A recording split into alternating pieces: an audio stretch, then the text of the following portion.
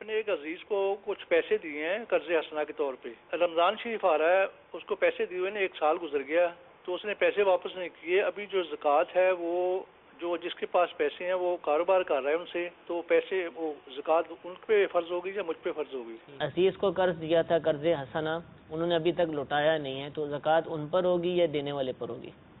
مختصراً یہ ہے کہ اگر جس نے قرض دیا ہے جی جی تو وہ اس قرض والی رقم کا مالک ہوتا ہے. ٹھیک ہے, کیونکہ اس کو واپس ملنی ہے, وہ واپس ملنی ہے. اب جیسے 1 لاکھ روپے یا 50,000 روپے انہوں نے قرض دیا تھا, وہ ابھی تک 6 مہینے کا ٹائم ہوا تھا, 6 مہینے گزر گئے, ابھی تک ملا نہیں. وہ سال پورا ہونے والا ہے ان کے اپنے جس نے قرض دیا ہے, اس کے مال پہ سال پورا ہونے والا ہے زکوٰۃ کے اعتبار سے.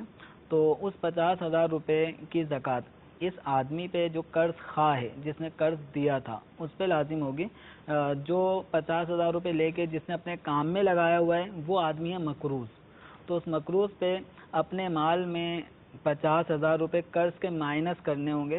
اس کے اوپر اس 50,000 روپے کی زکوٰۃ لازم نہیں ہے. جس نے قرض دیا تھا اس کے اوپر زکوٰۃ کی ادائیگی لازم ہوگی, لیکن ادائیگی ابھی لازم نہیں ہے. ٹھیک ہے, سال پورا ہو گیا تو وہ 50,000 بھی اپنے مال میں زکوٰۃ کے اموال میں شامل کرنے ہیں, اور جتنی زکوٰۃ بنتی ہے اتنی ادا کر دیں.